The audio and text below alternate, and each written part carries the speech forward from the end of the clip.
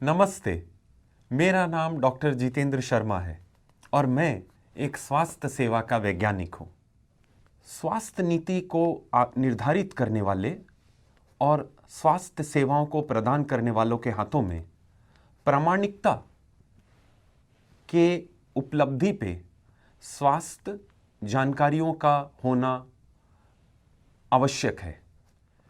जेबीआई स्वास्थ्य की परिभाषा में एक ऐसे विश्व के लिए काम करता है जिसमें स्वास्थ्य में सुधार करने वाली नीतियां और स्वास्थ्य सेवाओं को प्रदान करने वाले अभ्यासों के लिए सर्वोत्तम उपलब्ध मानदंडों और प्रमाणों का उपयोग किया जाता हो। सीधे शब्दों में कहें तो बेहतर स्वास्थ्य, बेहतर परिणाम, बेहतर प्रमाणों पर आधारित है।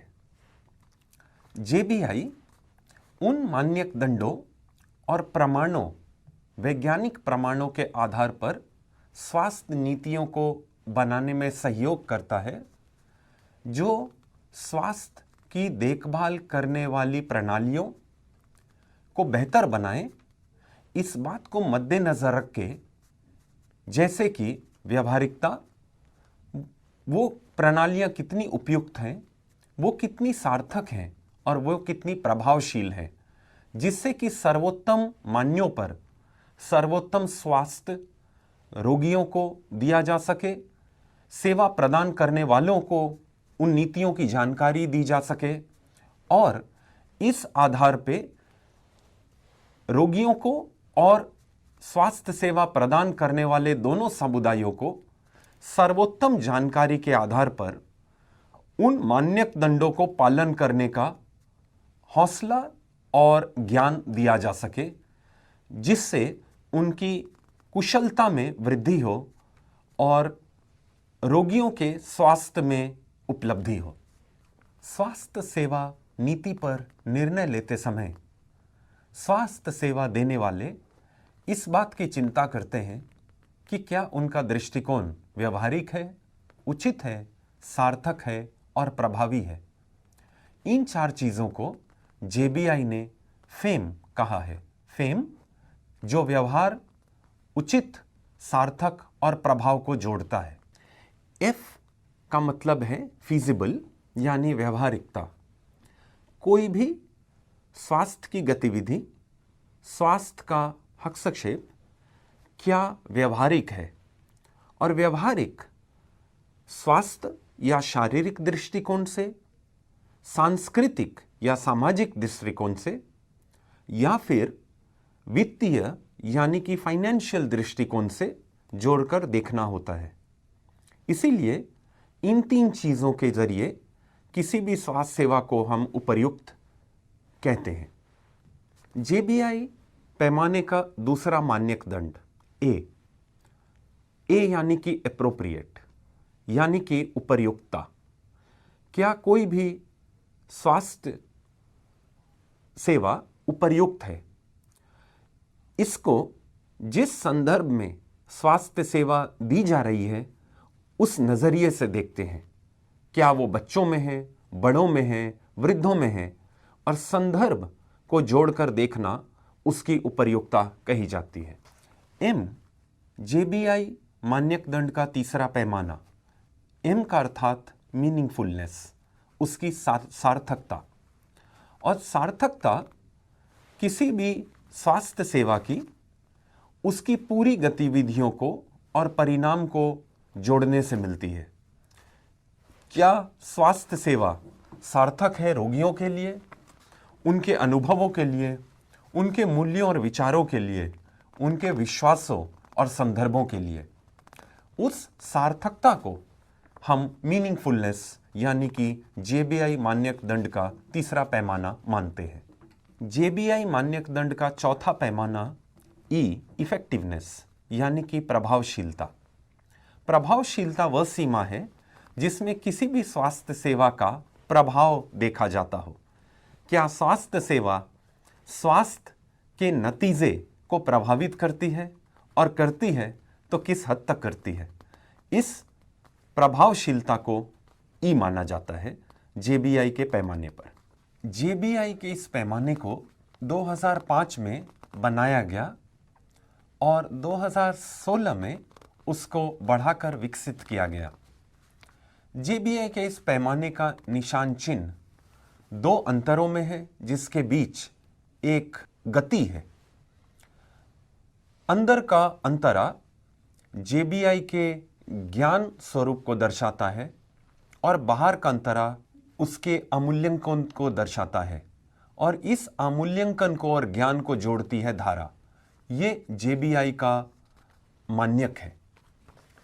जेबीआई इन दो मूल्यों को जोड़ता है।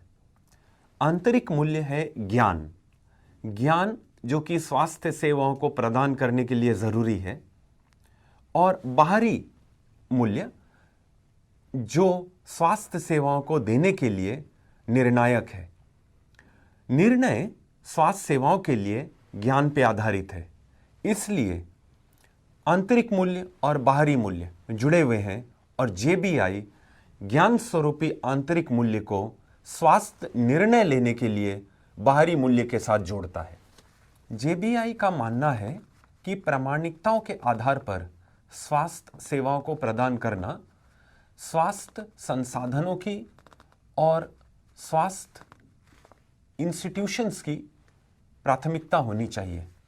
बेहतर स्वास्थ्य सेवाएं उपलब्धि को लक्ष्य और प्रामाणिकताओं के आधार पर देना चाहिए, जिसको उसकी प्रेरक शक्ति बनना चाहिए। इसके माध्यम से तीन चीजों के द्वारा स्वास्थ्य सेवाओं को बेहतर बनाया जा सकता है। एक, स्थायी प्रभाव।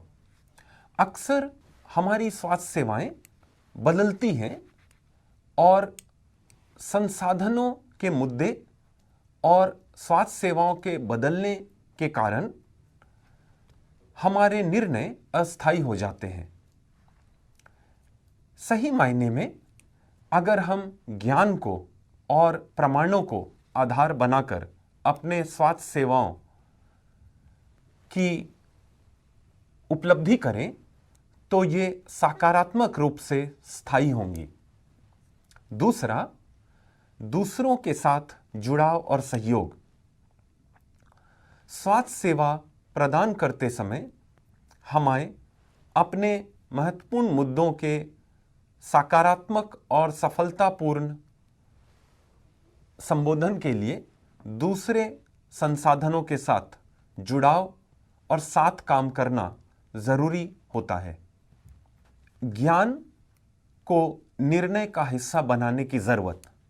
लोगों की क्या जरूरतें हैं, कौन से संसाधनों की उपलब्धि है, कौन सी सीमाएं हैं, इसका ज्ञान और जानकारी इकट्ठा करके स्वास्थ्य सेवा को निर्धारित करने से वो स्थिर रहती है और जुड़ाव के साथ उनका महत्व बढ़ता है।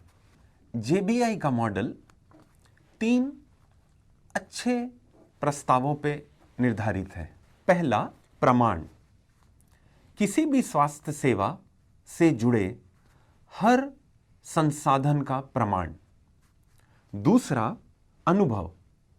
उस स्वास्थ्य सेवा का उपभोग कर रहे लोगों का अनुभव और उस अनुभव से आने वाली जानकारी। और तीसरा, बातचीत यानी कि डिबेट यानी कि डिस्कशन। उस स्वास्थ्य सेवा को अनुभव और उसको होता हुआ देखकर विचारों का संबोधन। प्रमाण, अनुभव और संभाषण, इन तीन मूल्यों को मिलाकर बनता है जेबीआई का दृष्टिकोण। जेबीआई का ये तरीका चार तरह के इंस्ट्रूमेंट्स का इस्तेमाल करता है। एक, एविडेंस सिंथेसिस। दुनिया भर में प्रकट किए गए, पब्लिश किए गए प्रमाणों का संशोधन करके हम उसको एविडेंस सिंथेसिस के नाम से जानते हैं। दूसरा, सिस्टमैटिक रिव्यू। इन प्रमाणों का जो क्वालिटेटिव और क्वांटिटेटिव सार निकलता है, इस सार को सही ढंग से प्रस्तुत करना सिस्टमैटिक रिव्यू कहलाता है। तीसरा, एविडेंस समरी। इस सार को सही भाषा में बताना जिससे कि स्वास्थ्य सेवा देने वाले लोग उसको समझ सकें, एविडेंस समरी कहलाता है। और चौथा, क्लिनिकल गाइडलाइन।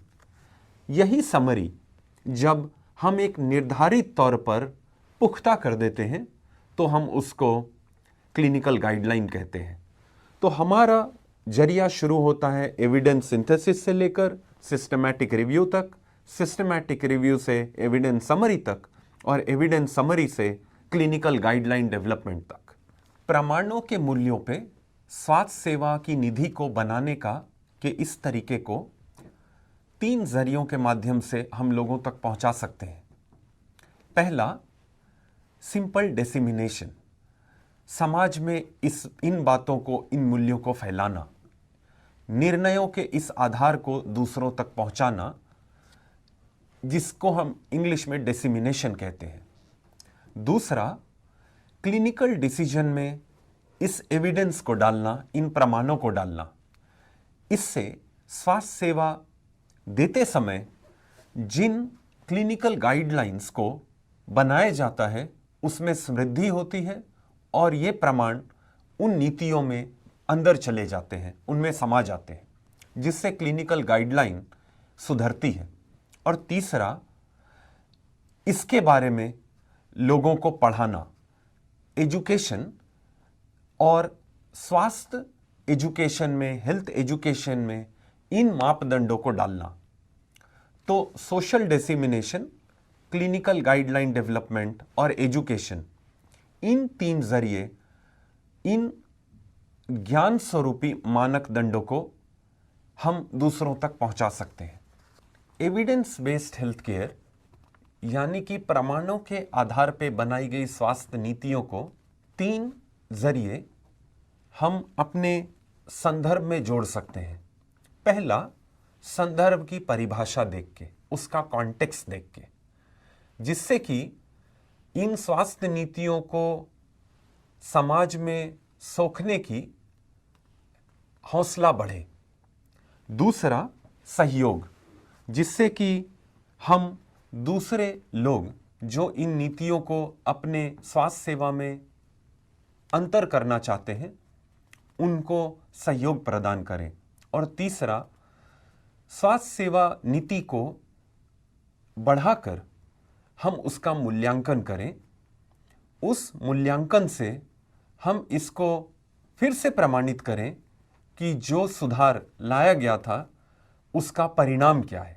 इस JBI मॉडल के व्यापक सिद्धांत 4 चीज़ों पे आश्रित है: संस्कृति, क्षमता, संचार और सहयोग।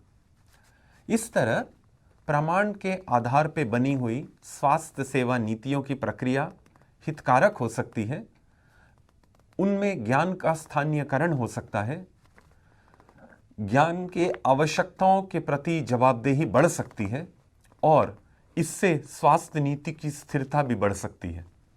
स्वास्थ्य सेवा एक बहुत ही जटिल वातावरण में दी जाती है, इसीलिए हर तरह के इंस्टीट्यूशंस, चाहे वो एजुकेटिव या एकेडमिक इंस्टीट्यूशंस हो या व्यवहारिक स्वास्थ्य सेवा इंस्टीट्यूशंस हो, इन सारे संगठनों को ज्ञान के आधार पे बनी हुई स्वास्थ्य नीतियों को बनाने, उनको जोड़ने और उनको विकसित करने में JBI मदद करती है। और JBI के इस मानक दंड को मानकर हम अपनी स्वास्थ्य सेवा नीतियों को और मजबूत कर सकते हैं।